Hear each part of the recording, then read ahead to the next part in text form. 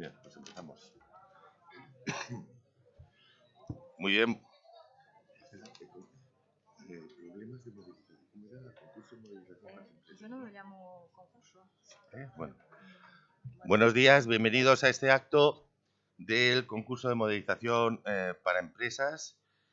Buenos días, estamos el vicedecano de estudios, el profesor Ángel Felipe, la vicedecana de estudiantes, la profesora Raquel Díaz y yo, Antonio Bru, para los que no me conozcan, que soy el decano de la facultad.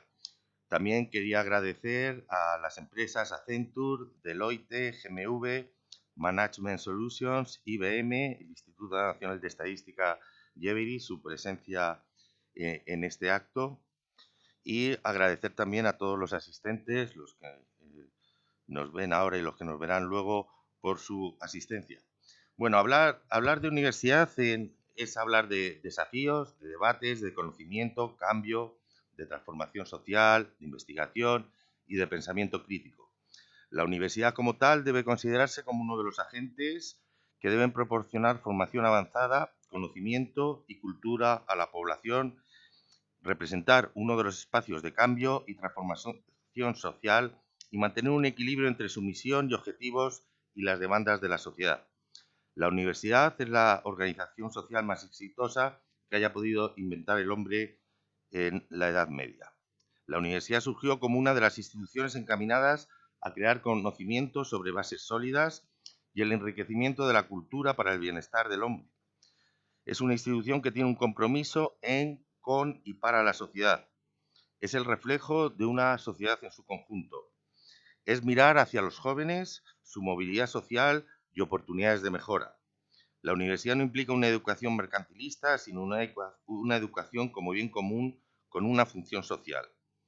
Siendo el semillero por excelencia para que las sociedades se transformen socialmente y evolucionen, no puede convertirse en una maquinaria de producción de mano de obra a través de la certificación masiva sin ningún objetivo más que el económico.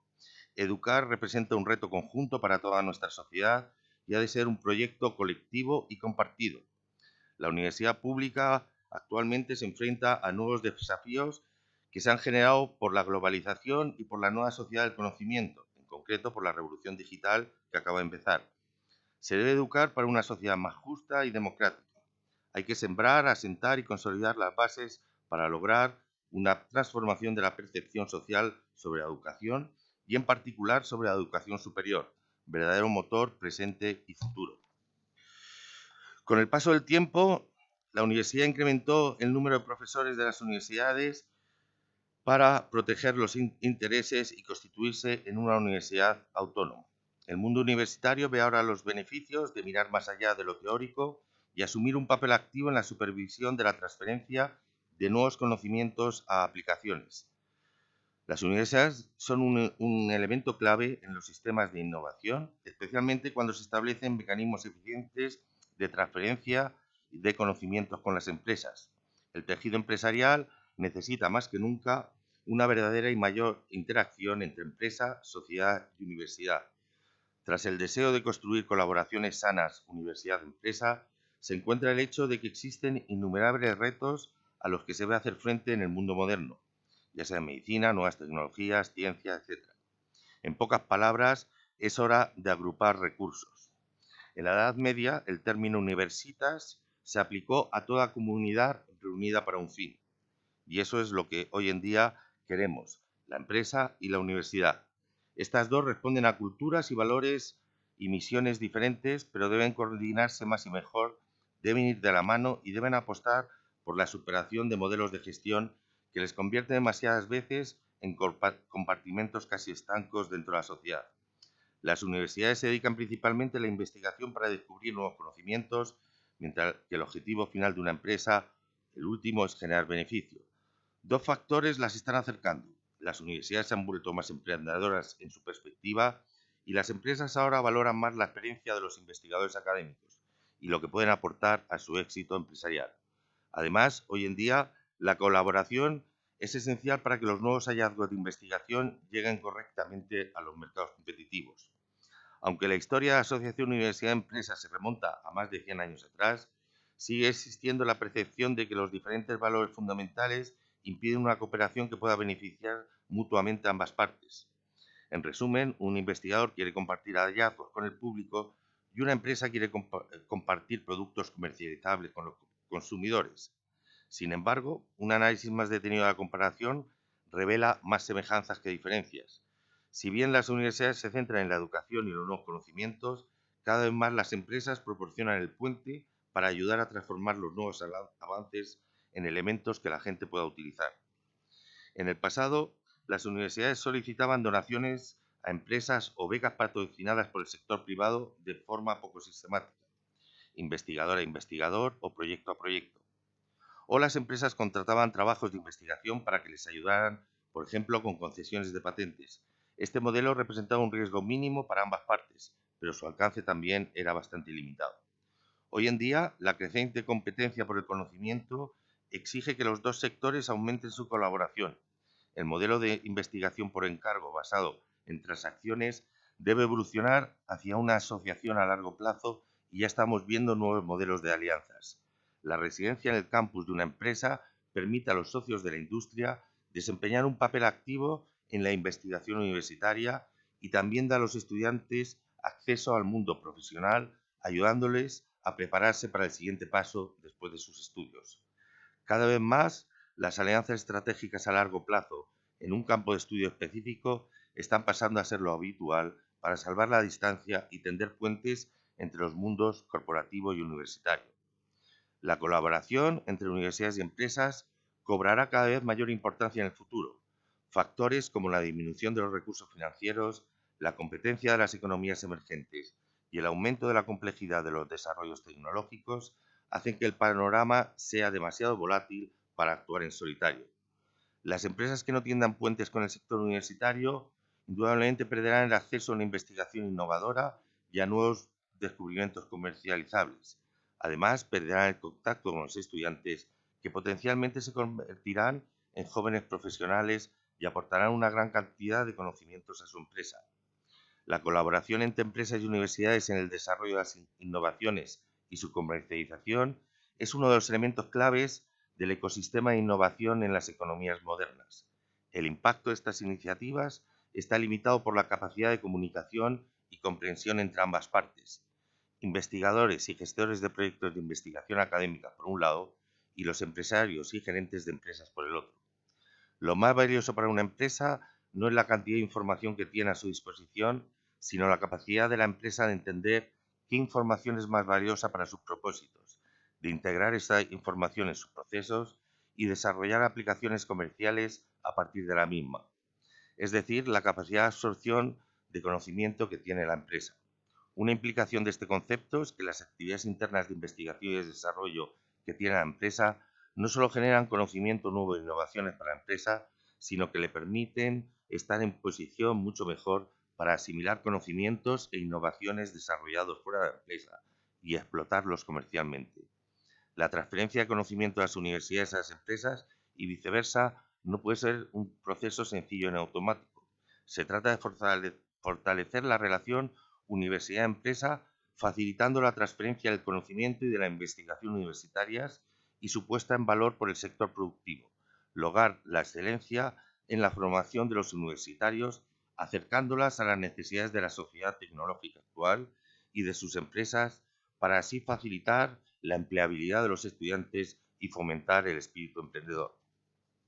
Hoy estamos viviendo una de esas experiencias mutuas entre la universidad y la empresa. Las empresas que han colaborado en esta iniciativa han entrado a participar en la formación de los futuros profesionales, muchos de los cuales en el futuro formarán parte de sus plantillas. Las empresas han puesto un reto a nuestros estudiantes que estos han acogido con ilusión y en los que han invertido un trabajo y un esfuerzo para resolverlo. Han demostrado que su formación les permite, a pesar incluso de estar en primeros cursos en algunos casos, y les permitirá con mayor amplitud y profundidad en el futuro afrontar las necesidades de los retos tecnológicos que nuestras empresas deben afrontar para contribuir al desarrollo de la sociedad española. Ahora vamos a ver los problemas que les han puesto las empresas y cómo nuestros estudiantes los han afrontado y resuelto. Quiero dar mi más sincera felicitación a todos los estudiantes, los que han sido seleccionados como mejor solución y a todos los que han participado, por su éxito. El mayor éxito, indudablemente, es simplemente afrontar los retos, incluso en algunos casos más que resolverlos. Y también quiero expresar mi agradecimiento más sincero, por un lado, y mis felicitaciones por el otro, a las 4 empresas que han colaborado y ayudado a nuestros estudiantes. Su participación en este evento es muy importante para acercar a la universidad los retos que tiene planteado el sector empresarial de nuestra sociedad. Estas empresas han hecho con su participación un gran gesto en la formación de nuestros estudiantes que queremos agradecerles. Muchas gracias.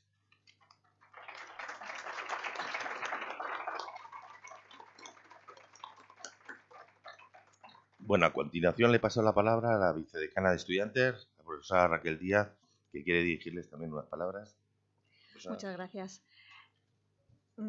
Vamos a hacer a continuación la entrega de premios. Antes de eso, pues simplemente recordar que la actividad consistía en que las empresas proponían un problema de su vida cotidiana y para que para que los estudiantes de la facultad lo resolvieran. Las 4 empresas que han participado, a las cuales agradecemos, son Accenture, Deloitte, GMV y Management Solutions. Después los estudiantes tuvieron un tiempo de resolverlo, un mes, que claro, hay que considerarlo como que es extra de su trabajo diario, porque esto es compatible con todas las demás asignaturas. Bueno, tras ese periodo, pues luego se han formado unos tribunales para valorar las soluciones y ahí quiero agradecer. Los tribunales estaban compuestos, ha habido 4 tribunales y cada tribunal estaba compuesto por un profesional de la empresa y luego por profesores de la facultad, a los cuales agradezco, que son Carlos Andradas, Jorge Carmona, Ángel Felipe, Carlos Gregorio, Luis Llana, Ignacio Luengo, Yolanda Ortega y Javier Yáñez. Y sin más, pues vamos a proceder a la entrega de premios.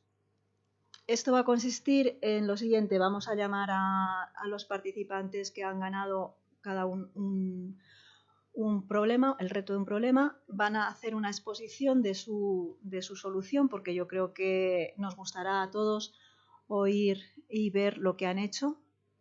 A los que no hemos trabajado el problema, tanto a los demás que sí que habéis trabajado los problemas y a lo mejor queréis ver cómo lo han resuelto los que han ganado, los que han hecho la mejor solución a juicio del tribunal. Entonces, bueno, pues después de eso, después de cada exposición, llamaremos a la empresa, entregará el premio. En primer lugar, vamos a llamar a los componentes de Accenture, que es el grupo... ¿Cómo se llama el grupo? No todo el monte es orégano, que está compuesto por Alberto Manuel Serrano, Eduardo Rivero Rodríguez, Marcos Brián Leibaz Cerna y Pablo Villalobos Sánchez.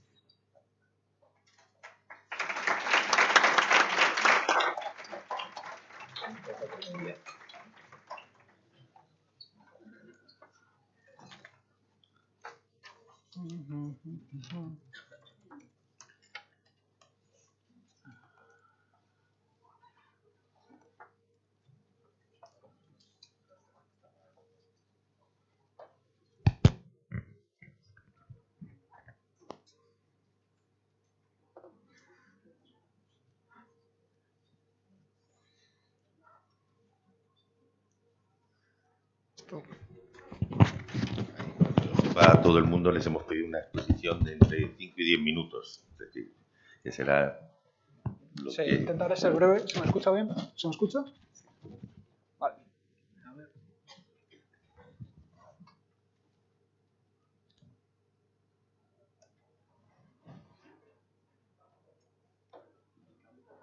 Me cague. Joder. Bueno, problemas del directo.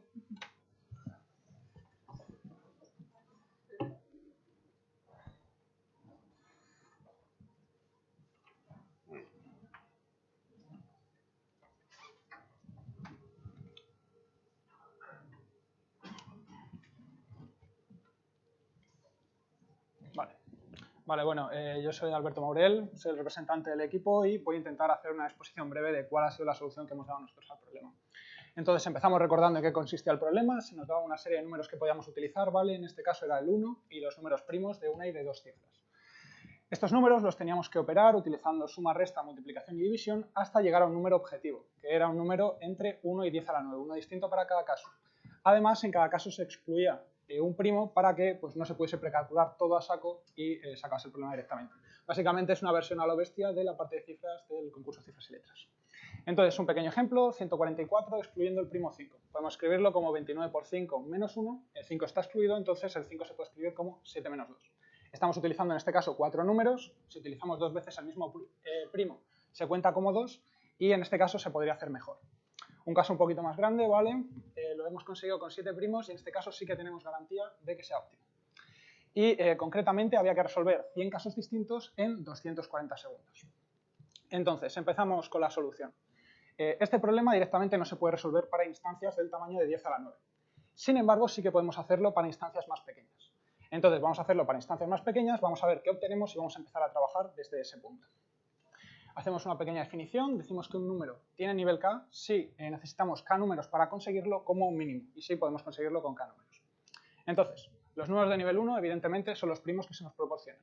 Los de nivel 2 formados por 2 primos. Los de nivel 3 por 3. Pero en particular podemos obtenerlo probando todas las combinaciones posibles de números de nivel 2 con números de nivel 1. Entonces podemos hacer esto sucesivamente para niveles superiores. Esto no es más que un algoritmo de búsqueda en anchura. Entonces, probamos esto y obtuvimos los siguientes resultados.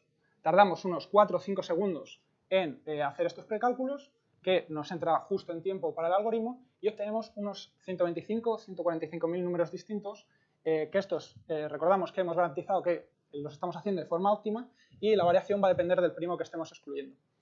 Entonces, entre estos números, evidentemente no van a estar todos los que nos van a preguntar, pero sí que estamos consiguiendo, digamos, unos ladrillos para construir nuestras soluciones óptimas, ¿vale? Antes solo podíamos trabajar con 25 o 26 números, ahora podemos trabajar con 125.000. Nos da mucha mayor versatilidad. Otra observación que hicimos fue que en los 5 primeros niveles la división no nos ayudaba en nada, ¿vale? Ni un solo caso nos lo mejoraba. Entonces, ya que no nos aporta nada, pues suponemos que en niveles más altos tampoco lo hará, decidimos eliminarla. Vale, cuando llega a presentar el algoritmo que utilizamos definitivamente, pues va a parecer un poco mágico, ¿vale? Va a parecer que soluciona el problema de una forma un poco absurda. Entonces, ese algoritmo se fundamenta en observaciones que habíamos realizado a lo largo de todo el proceso de resolución del problema. Y para intentar transmitiros un poco estas intuiciones que tuvimos nosotros, pues voy a presentar algunos de los algoritmos que utilizamos. En primer lugar, un algoritmo que llamamos divide en ceras probabilista. Probabilista porque empleaba aleatoriedad y divide en ceras porque lo que vamos a hacer va a ser ir dividiendo los números. Entonces, empezamos con el número objetivo y seleccionamos un operador entre suma, resta y multiplicación de forma aleatoria. Seleccionamos un número aleatorio y cogemos el otro de tal forma que al operarlos nos den el número objetivo. Entonces ya hemos partido nuestro número original en dos distintos. Cada uno de esos dos números vamos a mirar en nuestra tabla de precálculos. ¿Están? Muy bien, ya lo tenemos, hemos acabado. Si no están, repetimos este algoritmo hasta que tengamos resuelto el número. Esto es una ejecución, ¿vale? Hacemos esto muchas veces y alguna nos saldrá un resultado bueno, pues nos quedamos con él. Un ejemplito, este número, excluyendo el 2, lo partimos en estos dos números. Entonces, a priori, pues a nosotros no nos dice nada. Pero si miramos en nuestra tabla de precálculos, vemos que ya los teníamos. Entonces ya habríamos acabado.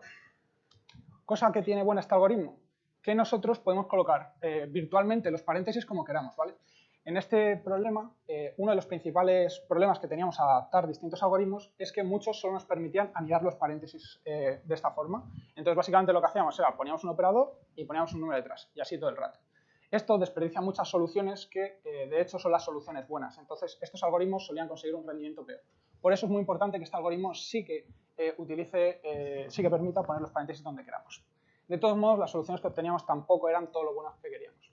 Otros algoritmos que utilizamos, el A** es un algoritmo de búsqueda heurística que iba haciendo eso, iba poniendo cosas detrás, y el SPAR-SACO es un algoritmo metaheurístico, se inspira en cómo hacen las hormigas para encontrar comida y ir a por ella de forma óptima y en el camino más corto posible, pero todos estos nos estaban dando problemas.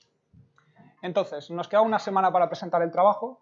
Teníamos muchos datos, muchas pruebas, muchas impresiones, pero no teníamos nada tangible, no teníamos ningún algoritmo que funcionase realmente. Entonces nos paramos a pensar y dijimos, no tenemos tiempo para desarrollar un modelo que sea muy bueno. Y además todos los modelos que estamos desarrollando no están utilizando todos los datos y toda la información que conocemos. Entonces vamos a intentar que lo hagan. Entonces, ideas que tenemos hasta el momento. Los precálculos son fundamentales. ¿Por qué? Invertimos una pequeña cantidad de tiempo al principio de la ejecución, pero a cambio la ejecución del algoritmo principal es mucho más rápida y además tenemos garantía de que los números precalculados son óptimos. Además, como los números eran muy grandes, teníamos que acercarnos muy rápidamente a ellos utilizando multiplicaciones. Pero para ajustarlo, lo que nos solían servir eran sumas o restas de números más pequeñitos, que no nos consumían muchos primos crearlos. Por último, probamos 10.000 casos con diferentes algoritmos que habíamos ido construyendo y todos los números necesitaban 9 números o menos. Entonces, con que nuestro algoritmo funcionase para 9 números, nos valía. Entonces, sabemos mucho el problema, vamos a crear un sistema experto. Yo, si ahora os propongo un caso de este problema, después de la información que os he dado, pues probablemente no empezaríais a decir, a ver, 1 más 1 es 2, tengo que llegar a 15 millones, sigo muy lejos. 1 más 2, 3. No. Empezaréis, cogeríais primos muy grandes e intentaríais ir a saco a por el número. Y luego ya, si eso, reduciríais el número de números que estéis usando, el número de primos. Entonces, eso es lo que va a hacer exactamente nuestro algoritmo. Vamos a hacer una suposición. Que el número objetivo tiene la forma a por b más c, donde a y b son números de nivel menor o igual que 4 y c es un número de nivel 1 y 2. ¿Vale? Vamos a hacer esta suposición. Vamos a probar todos los casos y a ver qué nos sale. Entonces, ahora por mi cabeza se pasan dos preguntas. La primera de ellas es si nos da tiempo a hacer esto, porque hay muchas combinaciones, y la segunda es si esto funciona, porque nosotros hemos puesto esta estructura de soluciones, pero podría tener cualquier otra. Entonces, vamos a resolver esas preguntas. La primera de ellas, ¿podemos computar todas las posibilidades? Hemos visto antes en la tabla, cuando salían los números de nivel 4, que teníamos hasta 145.000. Entonces, si iteramos por todas las posibilidades con fuerza bruta, pues 145.000 al cuadrado por los números de nivel 2, que son hasta 7.250. Nos sale algo del orden 10 a la 14. Esto no se puede computar. Sin embargo, si nosotros nos quitamos estas combinaciones estúpidas, como las que he dicho antes, pues al final se puede acotar la complejidad por k por raíz de n, donde n es el número objetivo y k estamos seguros de que es algo logarítmico respecto a n o menor, pero era bastante difícil de estimar. En la práctica, lo que tenemos es un algoritmo que es súper rápido, ¿vale? Mucho más rápido que los otros algoritmos. Ahora, ¿funciona? La respuesta es que sí. Entonces, nosotros vimos que funcionaba, pero esto no nos acaba de convencer, ¿no? Nosotros queríamos una prueba formal. Entonces, vamos a intentar dar unas intuiciones de por qué esto funciona. En primer lugar, nosotros metemos un número en nuestro algoritmo y nos dice que tiene nivel 4. Evidentemente, la solución es óptima, porque nosotros lo hemos construido de forma óptima hasta el nivel 4. Entonces, sabemos que la solución es óptima. Hasta nivel 5, hasta nivel 6, se puede probar por reducción al absurdo. Nos devuelve que tiene nivel 6, supongamos que tiene nivel 5. Se puede probar formalmente que todas las estructuras de nivel 5 están contenidas en la solución que hemos dado, del tipo A por B más C. Entonces sabemos que son óptimas. De nivel 7 y de nivel 8 ya tenemos muchos números, tenemos muchas combinaciones y algunas no están contenidas. Sin embargo, las que no están contenidas son soluciones que están muy bien acotadas y que son muy fáciles de comprobar. Entonces, iteramos, probamos y sacamos a ver si pertenecen a esos casos explícitos o si son soluciones canónicas. Entonces, en cualquier caso, se puede probar también la optimalidad. Y en el nivel 9, ya hay infinidad de casos. Entonces, ahí ya no se podían comprobar todos. Pero los casos que eran más proclives a darnos soluciones buenas sí que los comprobamos y después de eso las pruebas nos indicaban que había menos de un 1% de los casos que necesitaban 9 primos. Entonces, tenemos un algoritmo que, según nuestras estimaciones, era un 99% óptimo. Tampoco había que esperarse para lograr que fuese óptimo en el 100% de los casos. Entonces ya, como resultados finales y para resumir, en el caso que nos pasó a Accenture, que supongo que los que hayáis hecho el problema pues habréis probado para que podáis comparar, sacamos una media de 6,62 números necesarios y tardaba unos 20 segundos. Para casos más generales, de forma aleatoria, pues tardaba unos 40 segundos, que es una sexta parte del tiempo que se proporcionaba, aunque el ordenador de las pruebas era bastante rápido, así que esto es difícil de comparar. Y la media que utilizaban era unos 7,40, 7,45, que la verdad es que estaba bastante bien. Y de nuevo no había ningún número de nivel 10 que pues no teníamos mucho control sobre ellos. Y ya estaría.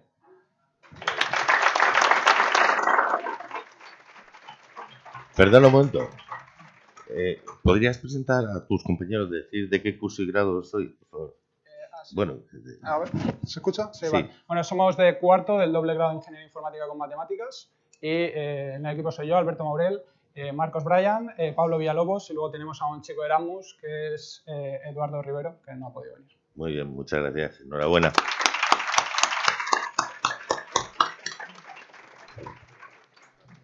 Muchas gracias, Alberto. Quédate.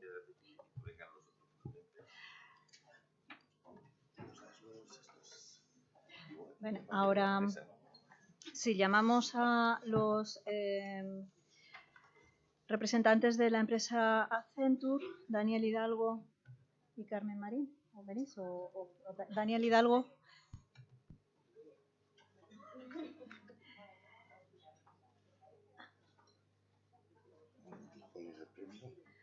No sé, decía.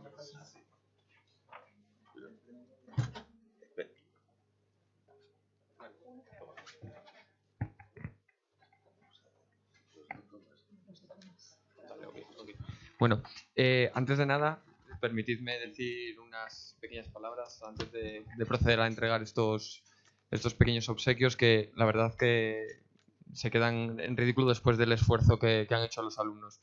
Quería agradecer a la universidad porque yo creo que ha brindado a los alumnos una oportunidad muy positiva de poder ver la aplicabilidad de los desarrollos teóricos del día a día de la docencia como en un problema real, porque en nuestro caso, con todos esos condicionantes, lo que buscábamos era de alguna manera ver que no era una situación idílica, sino que realmente era la realidad de cualquier proyecto. Y la verdad me parece que es una oportunidad espectacular para los alumnos. Quería extender la felicitación a los profesores Jorge y Carlos que han participado de manera activa en la evaluación y a todos los equipos participantes porque sé que es un eufemismo, pero realmente la decisión ha sido muy, muy, muy complicada. Y a vosotros como equipo, felicitaros por el trabajo. No solamente habéis conseguido una situación óptima, sino que en términos de tiempo de computación que no se medía, pero que nosotros lo hemos analizado también, ha sido una solución muy eficiente. Y felicitaros por esa manera de enfrentaros a un problema pues, desde el punto de vista de elaborando una estrategia, viendo cómo había diferentes alternativas para poder resolverlo y que se ha culminado con una presentación muy buena de cómo lo habéis resuelto. Así que, por favor, dadles un aplauso porque ha sido espectacular.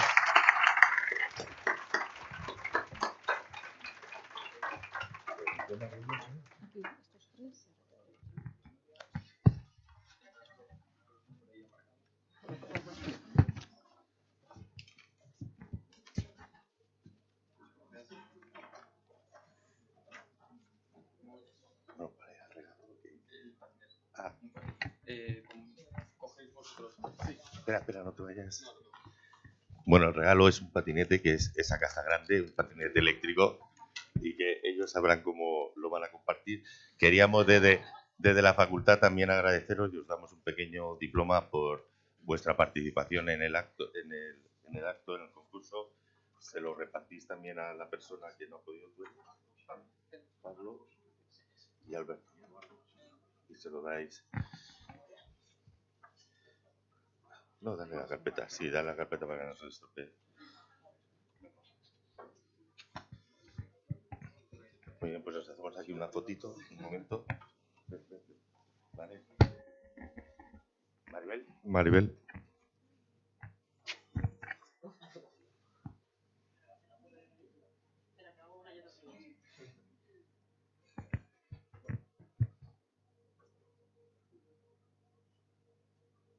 Muy bien, pues muchísimas gracias a todos.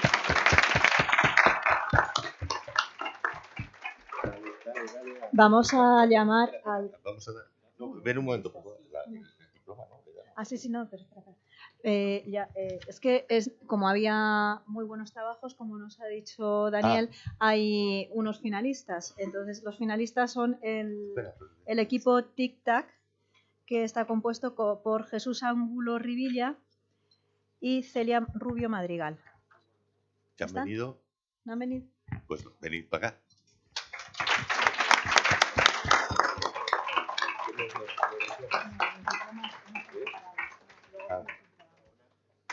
Hola, ¿qué hay? Buena.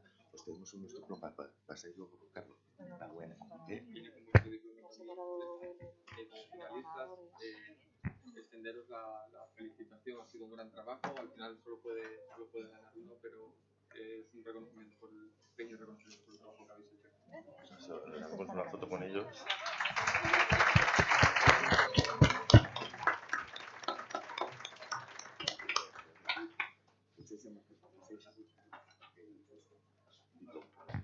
También También queremos agradecer a la empresa Accenture su colaboración en esta participación y bueno, que muestre para recuerdo de esta participación. Muchísimas gracias. Muchísimas gracias a la empresa.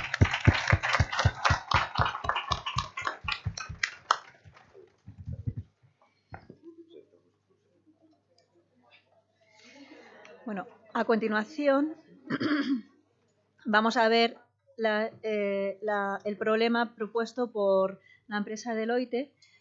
El ganador ha sido Víctor Rodeño Sánchez y nos va a hacer ahora la presentación de la solución que ha presentado.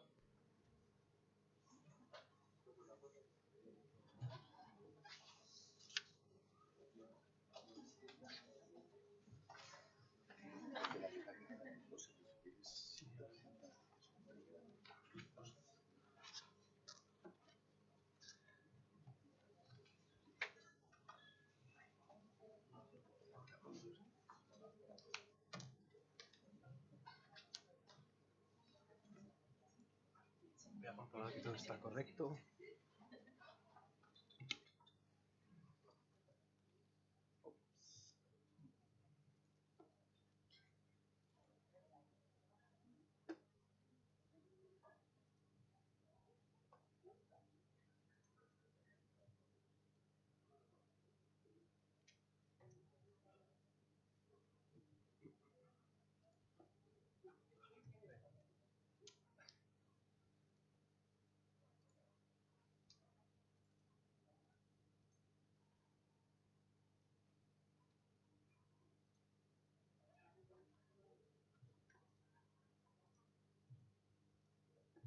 Hola. Hola, ¿me escucháis?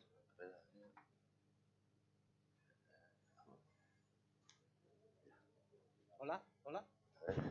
¿Sí? Hola, hola. Sí. Ahora. Hola, bueno, pues mi nombre es Víctor Rodeño, soy del grado de Matemáticas y Estadística, estoy en tercero, bueno, entre tercero y cuarto, y nada, voy a comentaros el problema en el que está trabajando de la empresa de Deloitte.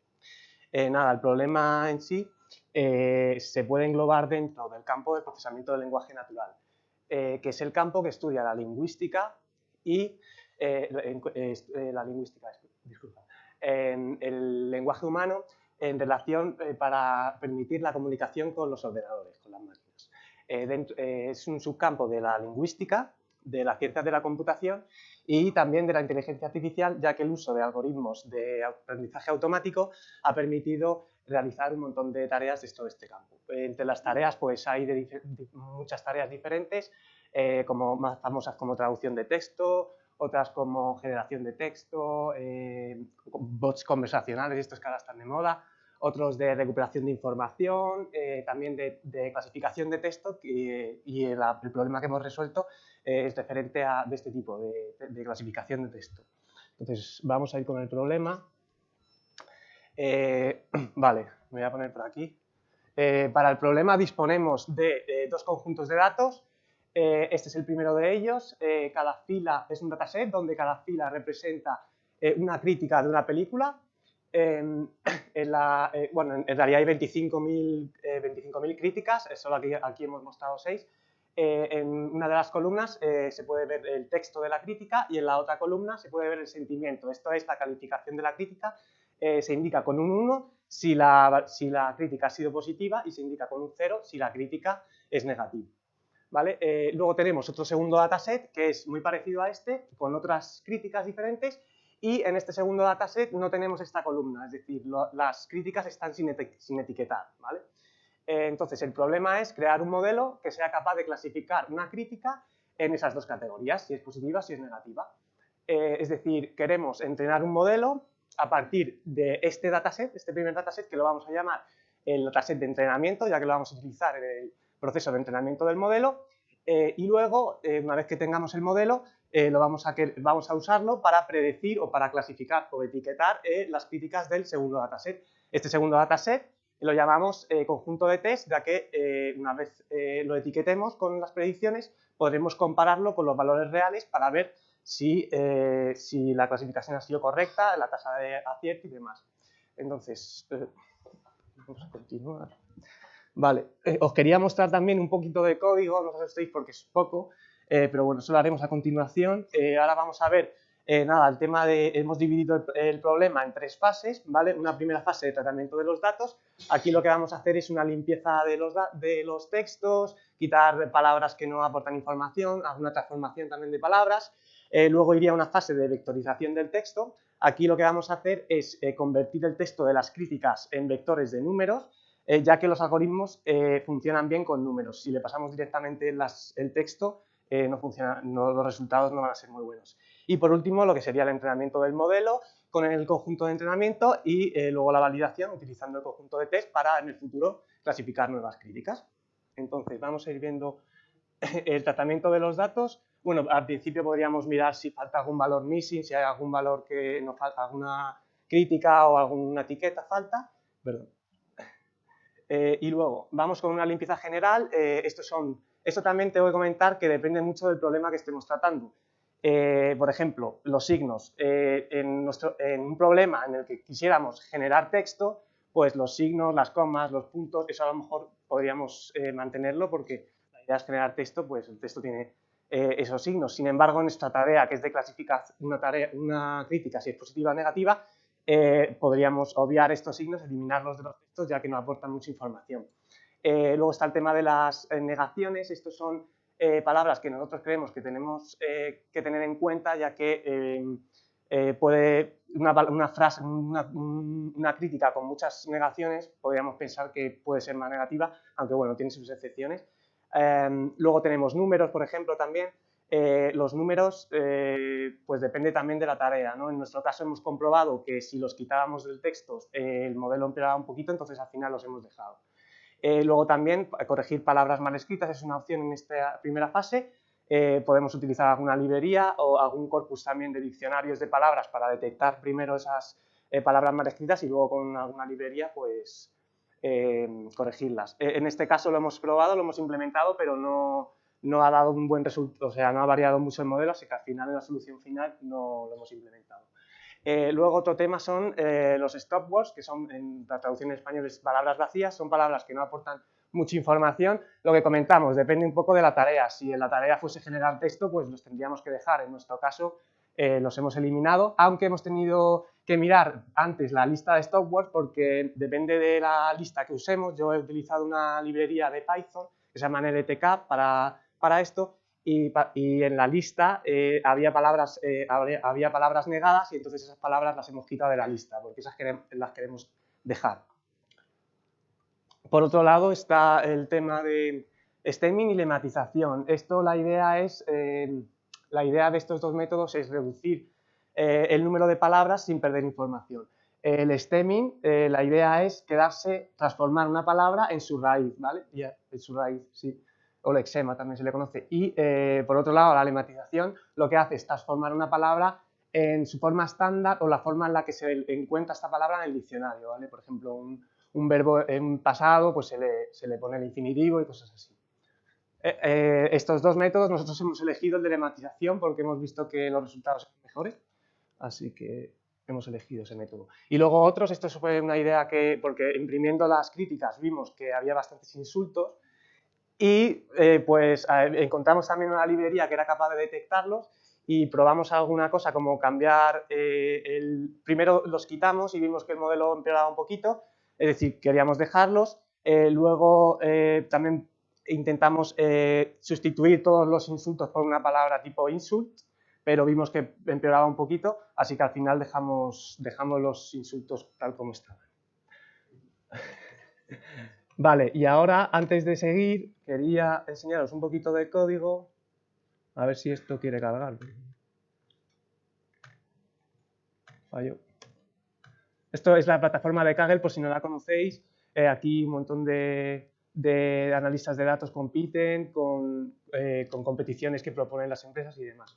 A ver, bueno, voy a seguir y si no luego vemos. Ahora entraríamos en la parte de vectorización. Aquí simplemente la idea, como he comentado antes, es convertir los textos en vectores de números. Hay diferentes enfoques, vamos a ir viendo desde algunos más complejos hasta algunos más simples hasta algunos más complejos. Este sería el más básico, que se conoce como codificación one hot. Simplemente lo que hacemos es cada palabra la representamos con un vector binario, con todos los elementos son valores nulos, salvo el índice de la palabra, ¿vale? Que sería un 1. En este caso, para nuestra tarea de vectorizar, lo que queremos es vectorizar un conjunto de críticas, una colección de documentos, ¿vale? Este método no es muy bueno, ya que al final vamos a tener una matriz muy grande con el 99% de valores van a ser 0 y entonces eso los modelos no van a funcionar bien, además de otras cosas como que no tienen en cuenta, como el número de la ocurrencia de las palabras, tampoco tiene en cuenta, por ejemplo, el contexto de la palabra o el significado, la semántica y demás. Entonces este modelo no lo hemos considerado porque no es eficiente. Luego tenemos el modelo Agworks, que es muy parecido, parecido, solo que en este caso se guarda información sobre el número de veces que aparece una palabra dentro de una frase, ¿vale? Si imaginemos que tenemos esta colección de críticas, ¿no? Pues si lo vemos sería fácil. Aquí tendríamos todas las palabras diferentes de toda la colección de documentos, ¿vale? Esto se le llama el vocabulario. Y en este caso pues serían estas palabras, ¿vale? Y, por ejemplo, para codificar eso serían las nuevas columnas del dataset, las filas seguirían siendo las críticas, ¿vale? Y esto sería la representación de estas. Como vemos, por ejemplo, la palabra at no aparece aquí, pues un 0. La palabra bat aparece 2 veces, por lo tanto un 2, y así sucesivamente, ¿vale? Este método, para nuestra tarea, la verdad que da buen resultado, aunque todavía sigue sin cubrir algunas necesidades que para tareas más complejas pues se vuelve un poco ineficiente. Vale, otra cosa aquí en este método es que no tiene en cuenta el significado, bueno, y también el contexto. Y hay un parámetro, a la hora de implementarlo, hay un parámetro que es este de aquí, que vale, se llama ngrams, para n igual a 1 simplemente es como lo hemos visto, y para n igual a 2 lo que hace es coger palabras consecutivas, 2 a 2. Entonces esa también las añade y recoge un poquito de información del contexto. Para n igual a 3 también lo hemos probado, para n más grande ya no tiene mucho sentido, porque no hay muchas palabras que se repitan de 3 palabras seguidas, ¿vale? Luego, este es el método TF-IDF, que se podría ver como una mejora del método anterior, ¿vale? Que la idea, de hecho voy a poner la misma gráfica porque se explica bien con esa gráfica, la idea es igual, exactamente igual, lo único que este numerito aquí no va a ser solo este número, son un producto de 2 medidas. Por un lado es esta medida, el número de ocurrencias dentro de un documento, y por otro lado tenemos otra medida que lo que hace es representar el número de veces que aparece esa palabra, pero no solo en el documento, sino en toda la colección de documentos. En ese sentido, esta codificación permite manejar el hecho de que hay palabras más comunes que otras. Por ejemplo, esta de aquí, aunque no se ve muy bien, aparece por ejemplo, en esta crítica, si supone que es una crítica, aparece la palabra D del artículo 2 veces, pero esta palabra se va a repetir mucho en la colección de datos. Sin embargo, bats, por ejemplo, en esta, vemos que se va a repetir menos, no es una palabra tan común. Entonces, de alguna manera, cuando se codifica, tiene más importancia esta palabra que D, ¿vale? Simplemente permite manejar estas circunstancias. Vale, ya está. Luego hay otro método que no voy a comentar, que lo hemos probado y demás, pero bueno, eso ya se queda, si alguien lo quiere ver, luego me lo puede comentar. Es otro método más complejo todavía, que nosotros lo hemos implementado, pero no hemos visto mejoras, así que no lo hemos querido complicar mucho el modelo, ¿vale? A ver si podemos ya... No sé cómo voy de tiempo. Voy a... Vale, pues... Vale, pues aquí simplemente leemos el dataset con la librería Pandas, que es muy útil para tratamiento de datos. Perdón. Aquí nada, la librería NLTK es la que hemos usado que es específica para procesamiento del lenguaje natural. Luego estas librerías son también para temas de tratamiento de datos. Aquí, por ejemplo, el tema de los stop words. Vemos que si imprimimos la lista que está aquí, vemos que hay palabras con negaciones. Entonces, estas palabras las hemos quitado de la lista, ¿vale? Porque queremos mantenerlas. Vale. Luego tenemos, El tema del lematizador, lo que he comentado antes, esta es una función simplemente para implementarlo. Vemos como, por ejemplo, la palabra feet la convierte en foot, es pies, pie, como se busca en el diccionario. Luego esto es un tema que era para antes de quitar signos y cosas así, como hay palabras abreviadas en el inglés de verbos auxiliares con negaciones, y entonces pues simplemente los hemos separado antes de quitar los signos. Vale, esto es una función simplemente que hace todo el tratamiento de la crítica, ¿vale? Aquí pues lo que hemos estado comentando un poco en una función todo. Vale, y aquí podéis ver un ejemplo de esto sería la crítica original, ¿vale? La primera, toda esta de aquí, y lo que nos queda, que es un poquito más pequeña después de haberle hecho todo el tratamiento, ¿vale? Y ya nada, ahora lo que hacemos es aplicarles el tratamiento a todas las críticas y ya está. Vale, luego el tema de la vectorización, que es lo que hemos visto, lo último en la presentación. Hemos elegido el modelo TF-IDF, ¿vale? La implementación es esta de aquí, simplemente importamos el método, aquí definimos algunos parámetros, ¿vale? Este es el n-gram, lo que os comentaba antes, que lo hemos hecho con n igual a 2, y esto es otro parámetro para controlar un poco el número de palabras. Ya está, vamos a dejar esto corriendo y vamos a continuar. Vale, pues nada, lo último, la parte de entrenamiento del modelo. Yo he aplicado un modelo de regresión logística porque es bastante básico y fácil de interpretar. He probado con otros modelos, pero no mejoraban mucho los resultados, así que he decidido mantener el modelo de regresión logística. Para entenderlo y demás, pues sería bastante bueno entender lo que es una regresión. Seguro que muchos lo habéis estudiado. Esto es para predecir una variable numérica, ¿vale? Y tenemos dos variables, una variable numérica y otra variable, ¿vale? Y si existe una cierta relación lineal entre estas dos variables, es decir, si dibujamos el diagrama de dispersión, vemos que los puntos más o menos siguen una recta, ¿vale? Pues podríamos, de todas las rectas, encontrar una recta que minimice estos errores, ¿no?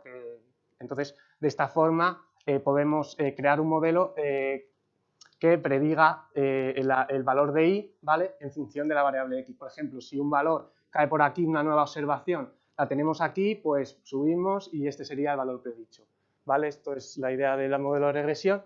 Y ahora vamos al modelo de regresión logística, que la idea cambia porque aquí ahora lo que predecimos es una variable binaria, que es lo que estamos haciendo. También en regresión logística se podría aplicar para una clasificación de más categorías, en este caso es binaria, y lo que vemos que una regresión, una recta, no es muy buena para este tipo de tareas. Sin embargo, una función con este tipo de curva, que sea la función logística o la función sigmoide, sí que nos puede servir bastante.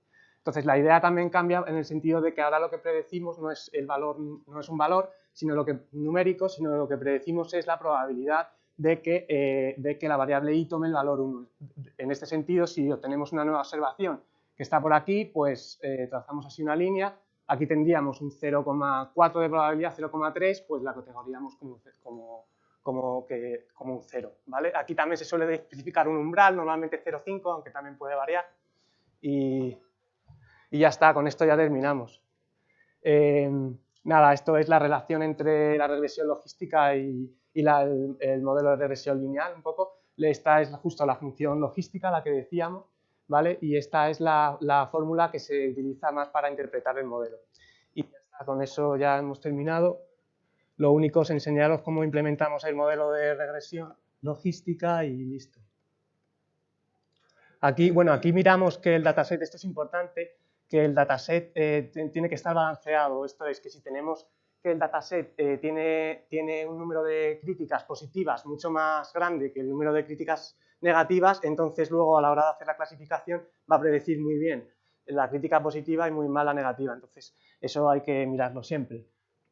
Vale, y ya está. Por aquí simplemente importamos el modelo, definimos algunos parámetros y ya está. Y aquí lo entrenamos. Y luego simplemente hacemos, para el conjunto de test, para el segundo dataset que teníamos, hacemos un poco lo mismo, el tratamiento de los datos, también hacemos la vectorización y ya por último pues utilizamos el modelo que hemos creado para predecir, para etiquetar el segundo dataset.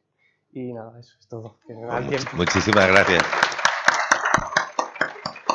Muchas gracias, Víctor.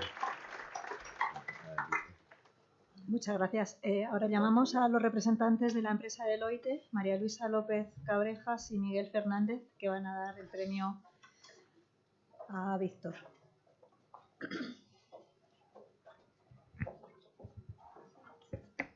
Muchas gracias. Pues enhorabuena, Víctor, en primer lugar, y sobre todo dar también gracias especial a la universidad y también a los profesores con los que, por ejemplo, yo he estado más en contacto, más intercambiando correos, ¿no? Que es Luis y Yolanda, que os conozco virtualmente, no sé ni... Hola, Yolanda. Entonces... No podía venir. Vale, no pasa nada, se lo perdono. Pues nada, nosotros tenemos la sensación, especialmente, de que el problema quizá era muy ambicioso, pero en nuestro grupo es lo que hacemos. Entonces, si queréis acercar los problemas de la empresa a la vida de los estudiantes, pues nosotros nos hemos cortado quizá. Pero nuestra máxima iniciativa era el hacerlos perder el miedo y presentaros una iniciativa como Kaggle, que os permite ver soluciones con las que poder empezar e introduciros en este mundillo de los modelos. Que yo estudié matemáticas y hasta que no hice el máster aquí, algún profesor veo del máster TECI, no le pierdes el miedo, ¿no? El tema de los modelos, a este punto de vista, el machine learning. Entonces la idea era un poco eso, el haceros perder el miedo. No me cabe duda de que los participantes todos os merecéis el crédito, solo puede haber un ganador, como no, pero nada más. Agradeceros sobre todo el esfuerzo y enhorabuena.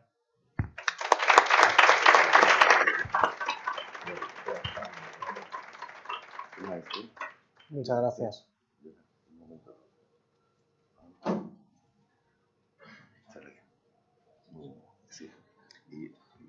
Bueno, también desde la facultad queremos agradecer a Deloitte, sobre todo porque están participando en esta y en otras muchas iniciativas, y el esfuerzo y el trabajo que estáis haciendo también os lo queremos agradecer, y como muestra, pues daros simplemente este presente. Muchísimas gracias a Deloitte.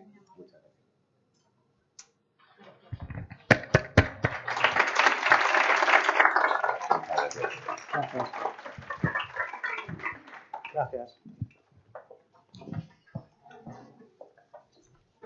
Pasamos al problema planteado por la empresa GMV. El ganador ha sido Daniel Hurtado Ramírez. Sale ahora a presentarnos su solución.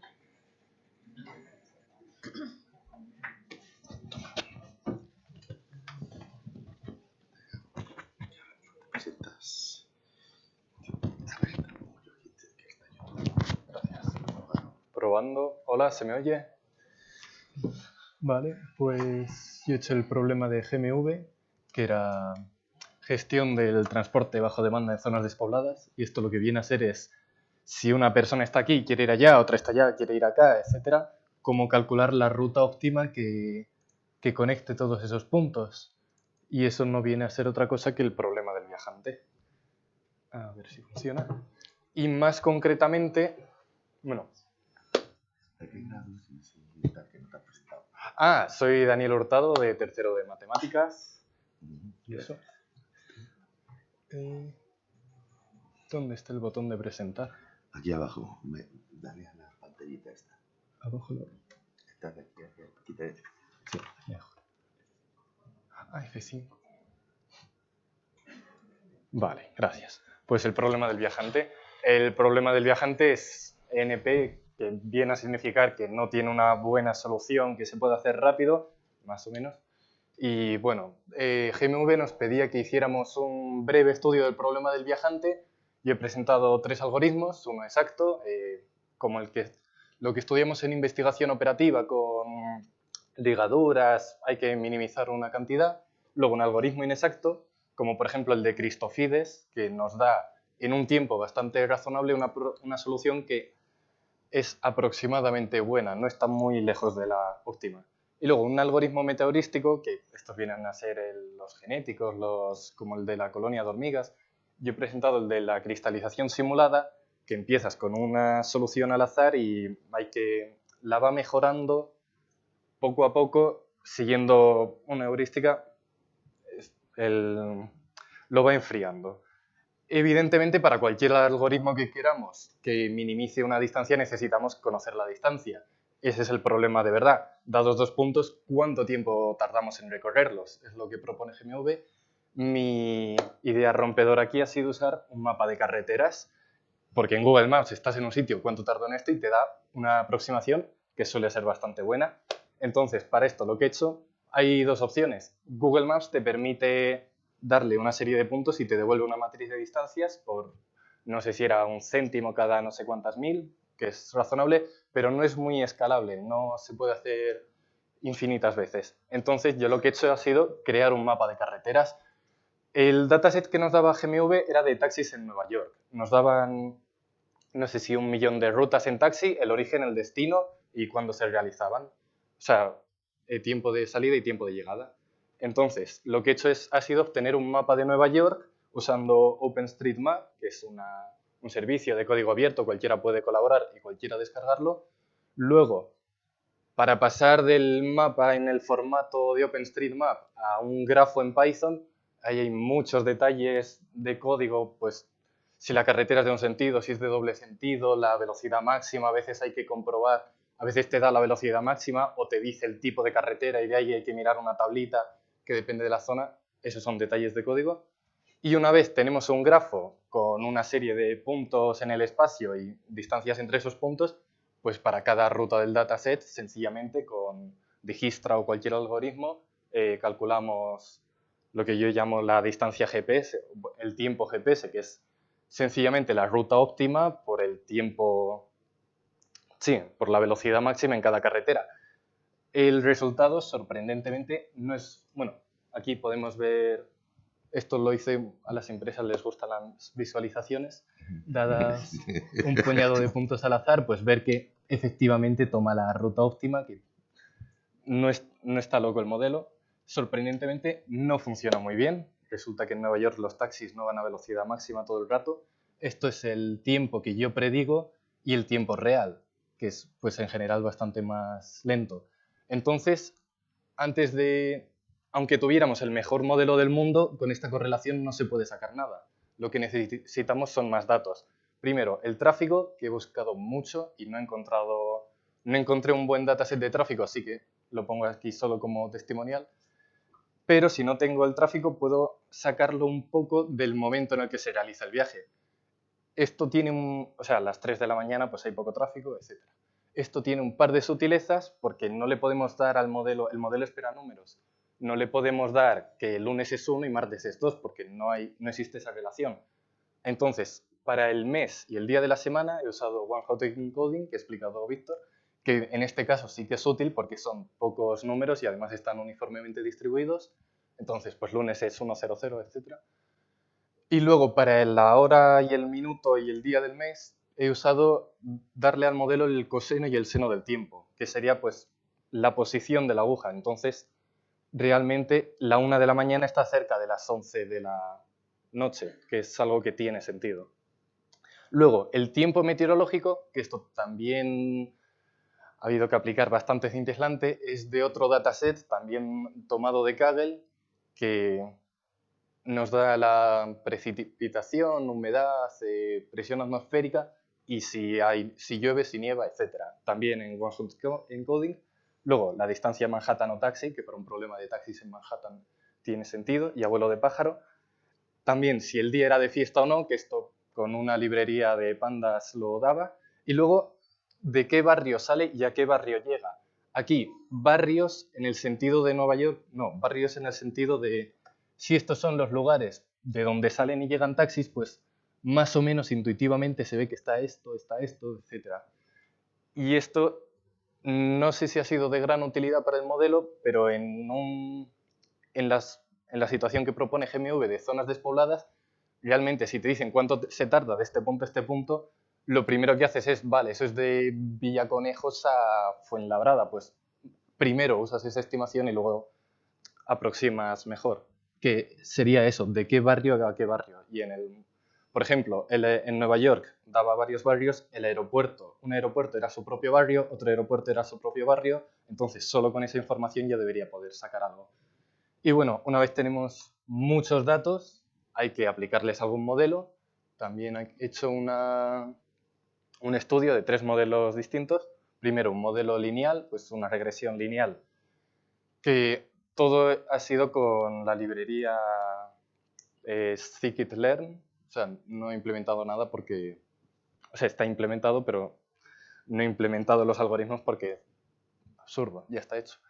Un modelo lineal, que es pues asumir que el tiempo de viaje es una combinación lineal de las variables. Hay un par de sutilezas. El que mejor resultado daba era usar el método lasso, que no te da la mejor línea, pero minimiza los coeficientes, lo hace mucho más interpretable. Luego, modelos de árbol, que viene a ser un flowchart, que dado los datos de un viaje, por ejemplo, nevaba, sí, no, si no nevaba, hacía lluvia, sí, no, si tal, pues eran más de las 3 de la mañana o menos. Crea ese tipo de flowcharts y al final pues hay un número. También es un modelo relativamente sencillo de usar y de entrenar, también es muy interpretable, te dice, en este caso, la distancia vuelo de pájaro era el 0,6 de la información, la distancia de GPS era el 0,2, la hora del día era el 0,1, no sé. Es muy interpretable, que es lo bueno. Corría el riesgo de overfitting, que es cuando el modelo sencillamente memoriza el dataset entero, pero eso se puede arreglar. Y luego, redes neuronales, que es la maquinaria pesada del Machine Learning, que con Keras pues es sencillo, sencillamente lo importas, añades un par de capas y ya está. Provee varias arquitecturas, varios modelos, pero el problema realmente es llevar números a números, entonces no hace falta, no hay que usar redes recurrentes ni neuronas convolucionales ni nada, es solamente en redes neuronales densas, pues eso, no tiene mucho misterio, sencillamente entrenarlos. Usé un modelo pues con 2 capas ocultas, ¿tá? Y eso más o menos predecía el tiempo de viaje correctamente, y al final todo eso lo envolvemos en una API bonita, una función que le das una serie de números, le das el tiempo meteorológico y le das la hora del día y te devuelve la matriz de distancias. Esa matriz de distancias la metes en este caso GMV nos proporcionaba una herramienta de Google para resolver el problema del viajante y nos da el resultado, que es la ruta óptima que visita todos los puntos. Y ya estaría. Sí.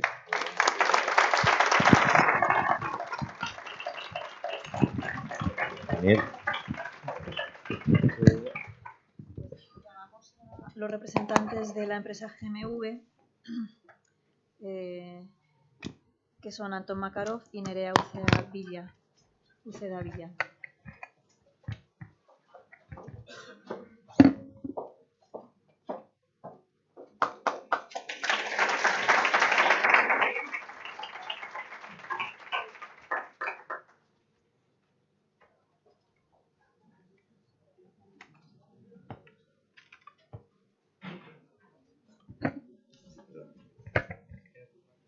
Bueno, sí, en primer lugar, reitero, agradeceros a todos a participar y asistir, en concreto a la universidad, pues acercarnos a no solo la reminiscencia estudiantil en estos casos, sino también estas iniciativas que acercan a las empresas a los estudiantes y, por otro lado, a todos los estudiantes participar e involucrarnos en este tipo de iniciativas y, en concreto, a la nuestra, quien haya participado. Me imagino que todos vosotros o casi todos hayáis visto Netflix alguna vez. Me imagino que hayáis visto bueno, no es una serie, es una película relacionada con Alan Turing y la máquina Enigma. Y bueno, en el departamento en recursos humanos hay matemáticos y un día estábamos hablando acerca de Alan Turing y el futuro en general. Y en concreto, una de las cosas que dice Alan Turing es que es demasiado abarcar toda la parte del futuro y yo creo que con formación te ayuda a comprender muchos de los paradigmas que tiene el futuro, pero es la actitud la que te hace llevar todo ese futuro, dar la vuelta y adaptarlo a las necesidades que tenemos cada uno de nosotros. Y bueno, en concreto, de entre todos los estudiantes de la Facultad de Matemáticas y de otras facultades relacionadas con matemáticas que han venido hasta aquí, pues agradeceros la actitud que habéis puesto a esta iniciativa.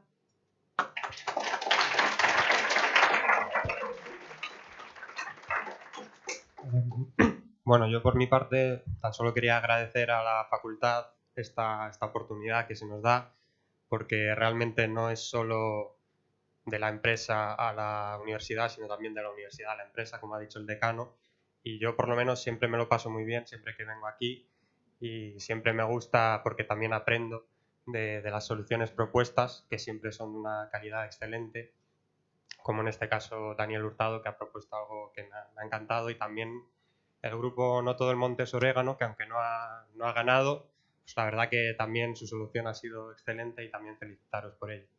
Gracias. Pues como nosotros también os agradecemos muchísimo a vosotros, entre otras cosas porque, al igual que con Deloitte, vosotros también habéis pasado por estas aulas y ahora estáis en la empresa, os queremos agradecer muchísimo el esfuerzo y la participación. Y por eso el vicedecano, la entrega de estudios, os entrega un pequeño muestra de agradecimiento por vuestra colaboración y compromiso con la Facultad de Matemáticas. Muchas gracias.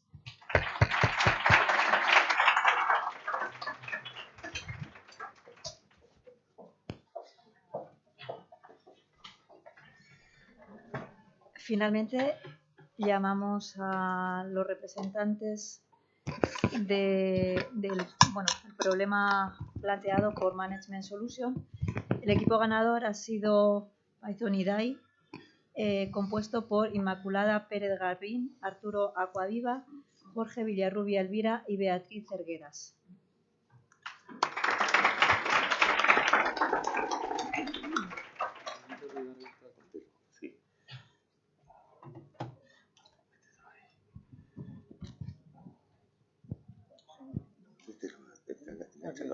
Bueno, vaya, así lo mejor.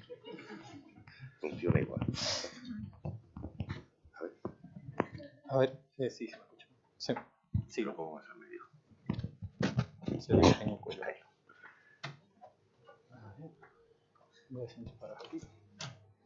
Y me voy a desenchufar.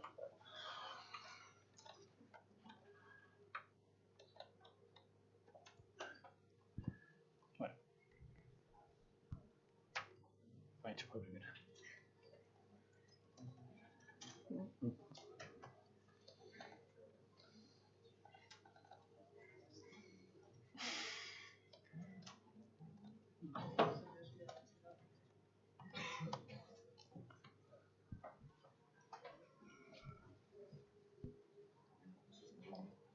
¿Eh?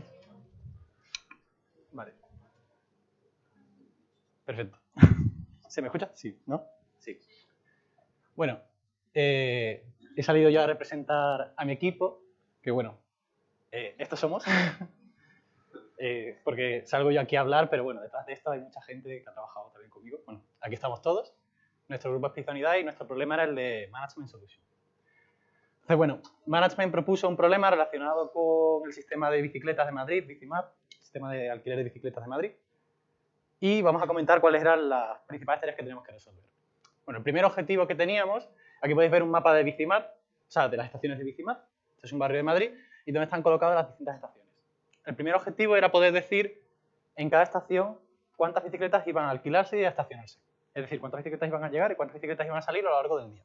El horizonte temporal que manejábamos eran desde las 8 de la mañana hasta las 6 de la tarde. Y a lo largo de ese horizonte temporal había que predecir todas las bicicletas que iban llegando y se iban yendo. El segundo problema que había que resolver era identificar cuándo había exceso y defectos de bicicleta. Esto es ligeramente diferente al anterior porque puede pasar que una estación esté vacía y haya personas que quieran alquilar una bicicleta. En ese caso hay una intencionalidad, pero no hay bicicletas suficientes para cubrir esa demanda. Entonces es distinto de predecir el número de bicicletas. Y por último, lo último que propuso la empresa era resolver un problema de optimización, de calcular, asignándole un beneficio a cada uno de los viajes, intentar maximizar el número de viajes realizados. Bueno, como buenos estudiantes, lo primero que hicimos fue estudiarnos bien el problema. Aquí podéis ver algunos de los papers que consultamos. Bueno, hay muchísimos más, pero afortunadamente el problema está bien documentado y pudimos ver cómo lo había resuelto pues, gente que seguramente sea muchísimo más inteligente que nosotros. Así que miramos cómo lo habían resuelto ellos, aprendimos mucho de ellos y se nos ocurrieron dos alternativas para hacer el modelo predictivo. La primera estrategia fue la que proponía Management Solution, que era simplemente utilizar el cálculo de probabilidad para intentar hacer estimaciones del número de bicicletas. El proceso de llegar bicicletas y de irse bicicletas, el proceso de alquiler y estacionamiento, se puede modelizar como una cadena de Markov, que parece un nombre feísimo, pero es una cosa bastante sencilla.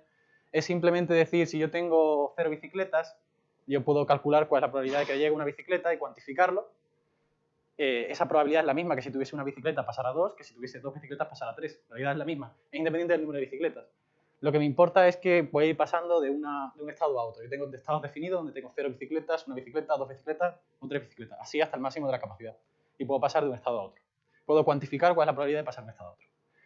Usando este conocimiento, se puede uno montar una matriz de probabilidad y hacer estimaciones de cuáles son las probabilidades de transición entre los distintos estados en función del tiempo. Es decir, si es la primera hora de la mañana a las 8 de la mañana, puedo calcular cuál es la probabilidad de que llegue una bicicleta. Una vez tienes todos esos valores, ya pues simplemente puedes plantear estas ecuaciones de aquí, que simplemente resolver el problema. Lo que uno haría normalmente son una fórmula que da un poco de miedo. No se pueden resolver estas integrales de aquí, con lo cual nosotros hicimos una aproximación, discretizamos el problema e intentamos granularizar un poco el problema para resolverlo en intervalos temporales más chiquititos. Para no tener que resolver esas integrales que en general no tienen solución. Bueno, visto el problema desde el punto de vista matemático, se nos ocurrió que podríamos también utilizar pues, técnicas de Machine Learning. Creo que antes han comentado lo que era un árbol de decisión. Vamos a verlo aquí brevemente. Simplemente es una estructura que te permite, en función de unos datos, tomar decisiones. Por ejemplo, te puedes preguntar si llueve o no. Y dependiendo de si llueve, preguntas otra cosa. Si llueve y son más de las 12, resulta que va a haber, y son más de las 12, resulta que va a haber un alquiler a lo largo de esa hora. Esto se ve aquí muy sencillito. Nosotros montamos árboles enormes, con muchísimas más decisiones, y uno de los problemas que tienen los árboles de decisión es que tienden a overfitting, que viene a ser que si tú tienes muchos datos y ajustas los parámetros para que prediga bien unos datos, al final predice muy bien todo tu set de datos de entrenamiento, pero si quieres predecir a futuro, probablemente no lo hagas muy bien, porque se ha ajustado a los datos con los que has entrenado. Para eso se usa una cosa que se llama random forest, que es decir, no solamente voy a coger este árbol, sino que voy a montarme un montonazo de árboles como este, y al final entre todos van a votar cuál es la solución la que todos dirían que es la solución. Esa es la solución que vamos a decidir.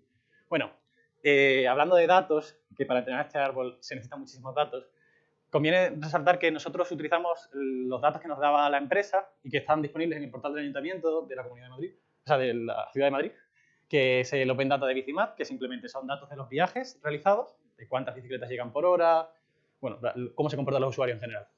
Pero esos datos no eran suficientes, porque nosotros vimos en los estudios que la mayoría de personas decían que sí, que era importante ver cómo se comportaba en el pasado histórico, todas estas cosas, pero que más importante eran cosas como la temperatura, si llovía o no, si era festivo. Entonces, enriquecimos los datos. Sobre todo, enriquecemos los datos con tiempos de la Estación Meteorológica Nacional, que pudimos descargarlos, y añadimos esos datos a los datos que nos proporcionaba la empresa para poder hacer predicciones mucho más fiables.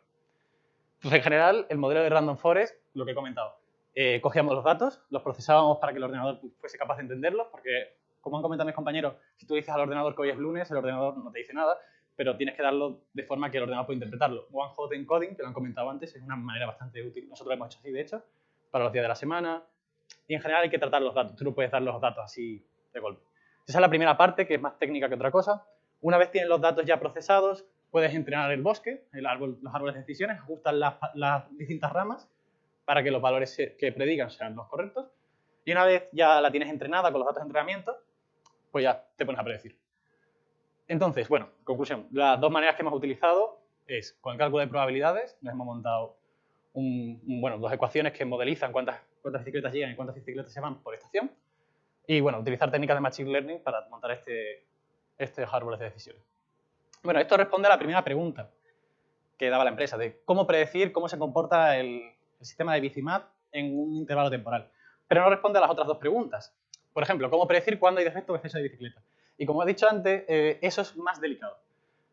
Entonces, matemáticamente sí que es fácil, porque si te resolviésemos estas ecuaciones, como digo, no son fáciles de resolver, pero si las resolvieses sí que podrías ver cómo varía el sistema y puedes llegar a calcular cuándo hay una demanda que no se está cubriendo, tanto de llegada como de vaciado, como que lleguen bicicletas y no puedan poner la bicicleta, como que se vayan, como que alguien quiera coger una bicicleta y no pueda porque no hay. Esto no es fácil de resolver. Nosotros hicimos otra cosa para la propuesta que hicimos de solución. Simplemente cogimos el Random Forest y dividimos dos casos. Si el Random Forest predice que nunca se queda sin bicicletas, o sea, que nunca hay 0 bicicletas en una estación, o que nunca hay el número máximo de bicicletas, Entonces el número de bicicletas es óptimo, porque asumimos que nunca ha venido nadie que no haya podido coger una bicicleta, porque hay bicicletas. Esto no es del todo cierto, pero se puede ajustar bastante a la realidad, porque podría ser que 2 personas vayan juntas o que... Bueno, hay distintos casos que se pueden tratar aparte. Pero en general, haz una buena estimación. Si nunca me he quedado sin bicicleta y nunca hay bicicletas de más, en general la estación se comporta bien. No es que se comporte óptima, porque podría ser que sobren bicicletas, que a lo mejor con 3 bicicletas menos tampoco se hubiese quedado nunca sin bicicleta. Pero bueno, servía para estimar cuando había demanda, o sea, cuando había exceso o cuando no había defecto. Ahora, el problema, las estaciones que se quedan vacías o las estaciones que se quedan llenas. ¿Ahí qué haces? Porque podría ser que se quede llena pero nadie quería ir, o sea que no pasa nada. Entonces, ¿qué hicimos nosotros? Bueno, pues nos cogimos las estaciones circundantes y dijimos, bueno, las estaciones de Bicimad en general no están muy alejadas unas de otras. Si la estación de al lado tenía tránsito de personas y yo me quedo sin bicicletas, o yo tengo demasiadas bicicletas y no pueden coger bicicletas, significa que yo no estoy funcionando bien. La estación no está funcionando bien, porque las de al lado funcionan bien y la tuya no. Entonces cogimos las estaciones que estaban alrededor, en el mismo barrio, en la misma zona, y calculamos su tasa de viajes. Y hacíamos una estimación. Si yo tenía 0 bicicletas y la gente y las estaciones de alrededor sí que están saliendo viajes, significa que en mi estación podían salir viajes y no salen. Y así puedes estimar cuándo hay demanda que no se está cubriendo tanto por defecto como por exceso. Bueno, ya hemos respondido a las 2 preguntas, ¿no? De cómo estimar cuándo hay exceso, defecto de bicicleta y cómo predecir. Lo que no hemos respondido es cómo optimizar. Matemáticamente sale una cosa así. No tiene tampoco mucha complicación, es más vistoso que otra cosa.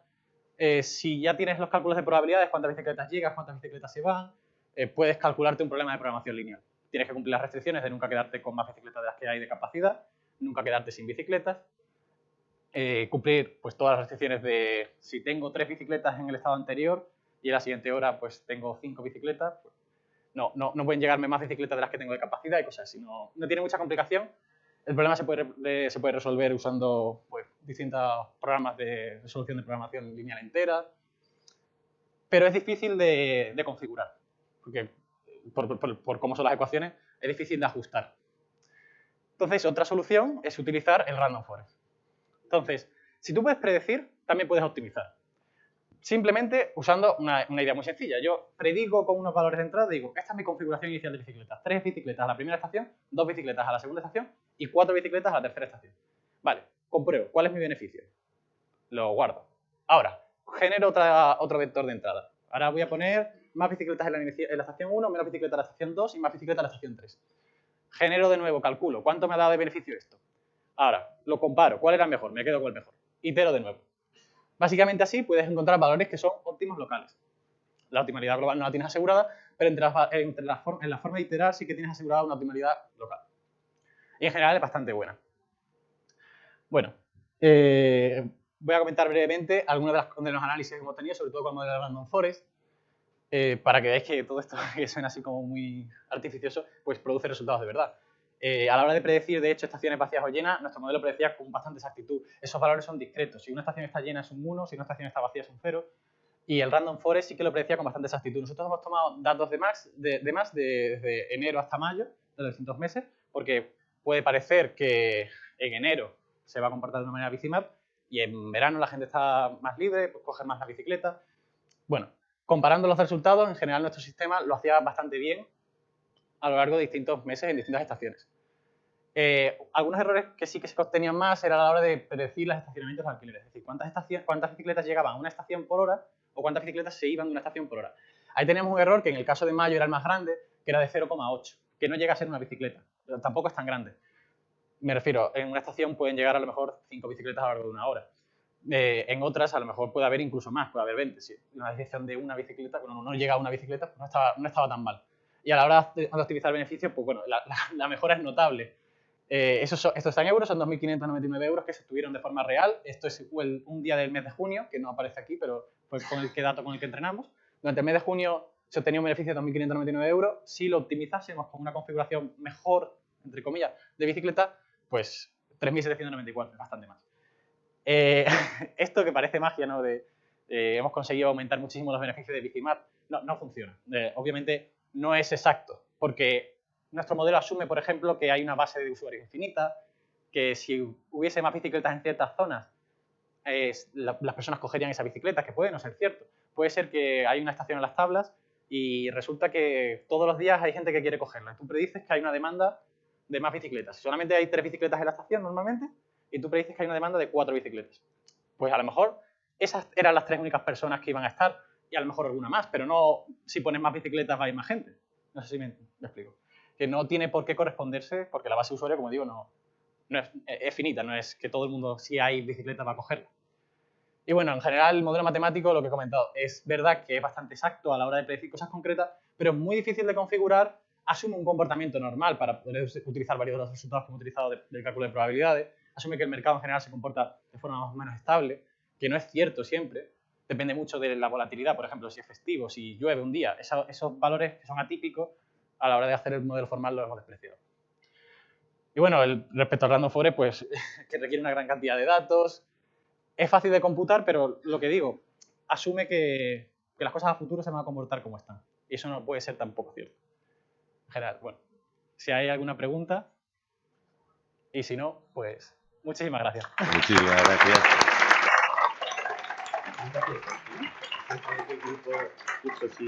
Sí. Bueno, ¿salen mis compañeros? Sí, venga. Bueno, que no lo he dicho antes, he puesto las fotos pero no he dicho quiénes somos. Jorge, Beatriz y Inmaculada, y somos del doble grado de Matemáticas e Informática de 4º curso. Muy bien, pues enhorabuena por la posición y el trabajo.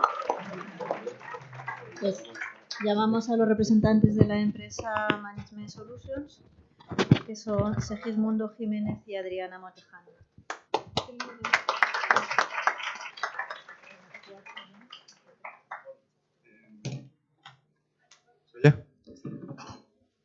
Bueno, pues yo primero agradecer a la universidad, facilitar sobre todo no solo a las empresas, sino el canal a los alumnos, sobre todo a los alumnos, vosotros que sois el futuro tanto de empresas privadas, de todo, para que veáis la grandiosa casuística de problemas intuitivos tan sencillos como es expresar, oye, optimízame algo con las rutas de bicicleta, y que veáis lo complejo que resulta. Habéis sido ganadores y os doy la más sincera enhorabuena. Yo como matemático, yo creo que os tiene sitio idóneo para decir que vamos a conquistar el mundo, con respeto a mis compañeros de otras carreras, pero quiero que os deis cuenta de lo importante que es que hayáis resuelto un problema con la sencillez que lo habéis hecho, la elegancia con la que hay que hacer este tipo de cosas, ¿vale? Y yo creo que, bueno, hay una mención también, porque la verdad es que ha sido brillante las soluciones que habéis hecho al respecto, y daros la más sincera enhorabuena, simplemente.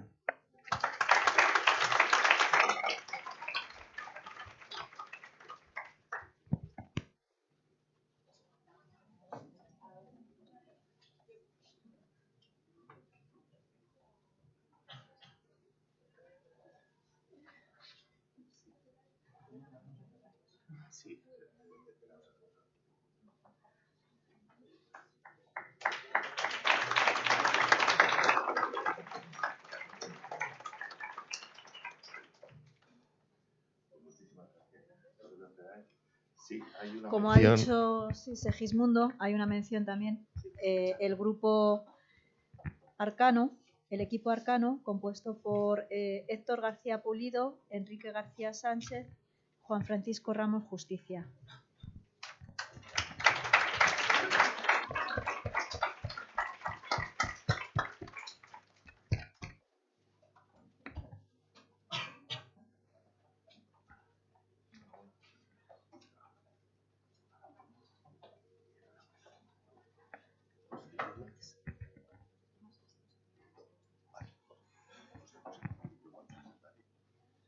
Pues bueno, un aplauso para...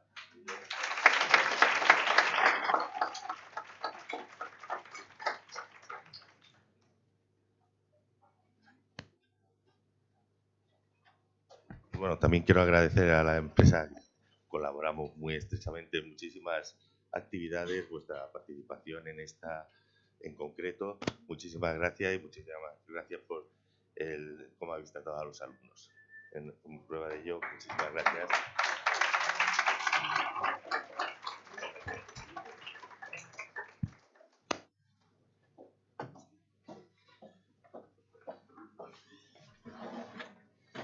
Todos los participantes, al final del acto, podéis pasaros a recoger el diploma que hemos preparado también para todos. Y una bolsita de regalo. Y una bolsita de regalo. Bueno, simplemente unas palabras para acabar. En primer lugar, agradecer a la vicedecana Raquel Díaz el organizar esto. Ha sido un trabajazo enorme. Llevamos un año hablando ya con las empresas para ver cuándo lo podíamos hacer esto. Y la verdad que ha sido muchísimo trabajo y quiero darle la enhorabuena y yo creo que le podíamos dar un aplauso a Raquel.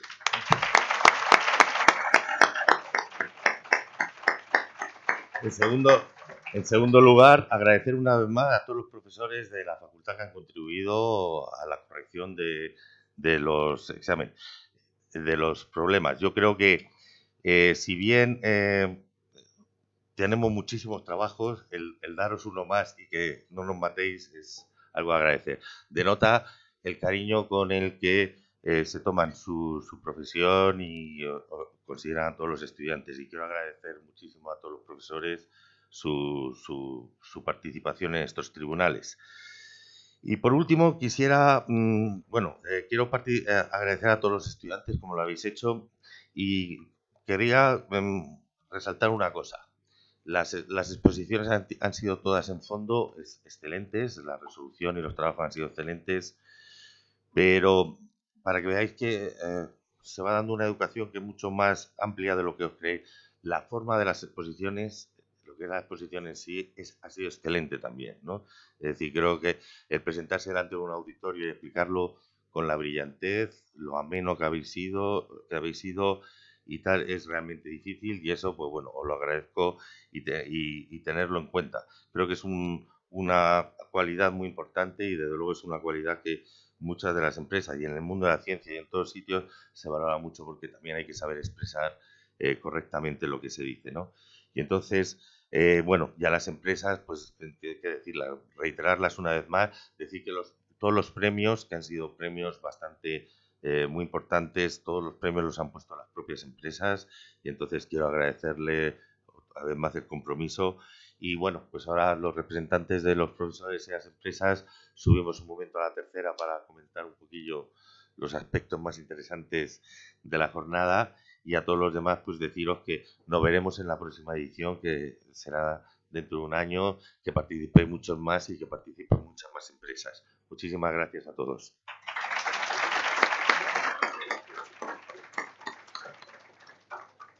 Todos los participantes tenéis un diploma y una bolsita que ahora os lo dan aquí por señora gerente,